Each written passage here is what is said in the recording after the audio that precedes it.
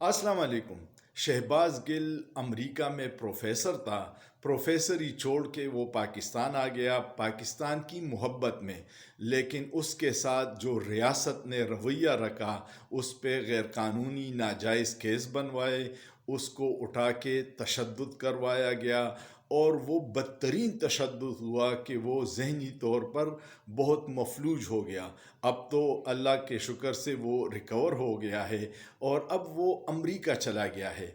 और अमेरिका में इस वक्त वो 100 सेनेटरों से मुलाकात करके पाकिस्तान में इंसानी हुकूक की बदतरीन सूरत हाल से आगाह कर चुका है।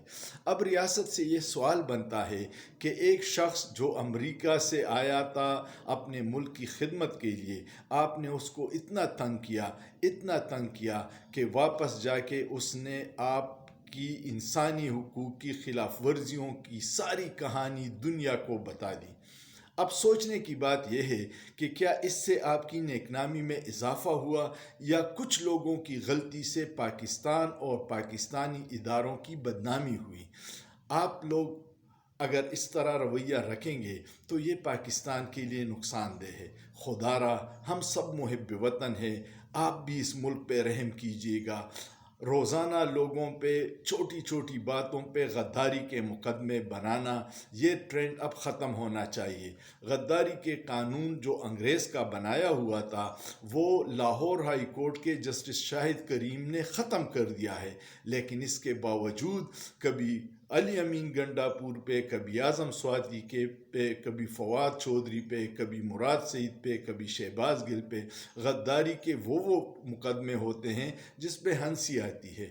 अरशद शरीफ बेचारे पे 17 मुकदमात ऐसे लोगों ने बनाए थे गद्दारी के, जो कोई पाउडर पीता था, कोई खुद जराइम पेश आता, लेकिन उनको मुल्क की हमदर्दी में अरशद शरीफ दुश्मन लगता था।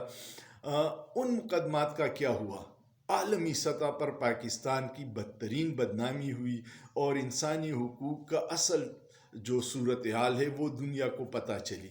इस तरह के इकदाम से इदारों के ख़िलाफ़ लोगों की नफ़रत में इजाफ़ा होता है। अवाम इदारों के पीछे खड़ी होती हैं और मजबूत इदारे मुल्क की ज़रूरत होती है। किसी भी मुल्क की सालमियत के लिए मजबूत इदारों का होना इंतहाई ज़रूरी है और साथ साथ में अवाम की हिमायत ज़रूरी है। अगर अवाम की हिमायत इदारों से ख़त्म हो जाए तो इस तरह का सानहा हम 1971 में भुगत चुके हैं, जब बंगालियों को हमने दीवार से लगाया और उन्होंने अपने मुस्तकबिल का फ़ैसला किया। वो इसलिए कामयाब हो गए कि इदारों के पीछे अवाम की मोहब्बत ख़त्म हो गई और उन्होंने इदारों की हिमायत से इनकार कर दिया था। पाकिस्तान के सारे जो कौमियतें हैं, चाहे पठान हो, बलोच हो, सिंधी हो, पंजाबी हो, सराइकी हो, कश्मीरी हो, गिलगिती हो, वो सारे मुहिब वतन है। और इस मुल्क को आगे चलाने के लिए ज़रूरी ये है कि हर इदारा अपने दायरे कार में और अपने मैंडेट के मुताबिक काम करे, सियासतदानों को सियासत करने दे और दिफाई इदारों को मुल्क की दिफा पे तवज्जो देनी चाहिए। इसी सूरत में पाकिस्तान आगे बढ़ सकता है। अगर हम एक दूसरे की मैंडेट का एहतराम नहीं करेंगे तो वही होगा जो इस मुल्क का है। हिंदुस्तान की इकानमी तकरीबन 600 अरब डॉलर की हो गई है।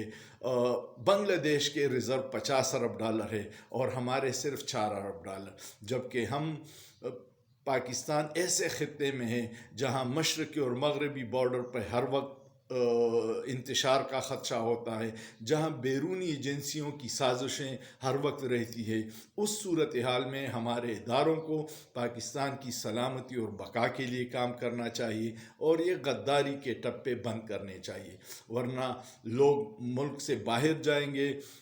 मुख्तलिफ पार्लियामेंटेरियन जो असर रखते हैं उनसे मिलेंगे और इंसानी हुकूक की ओरिजिनल सूरत हाल बताएंगे तो पाकिस्तानी इदारों के लिए मुश्किल होगी, जिसका दुख हर पाकिस्तानी को होगा। पाक फ़ौज जिंदाबाद, पाकिस्तान पाइंदाबाद। लेकिन सोचिए, सोचना जुर्म नहीं है।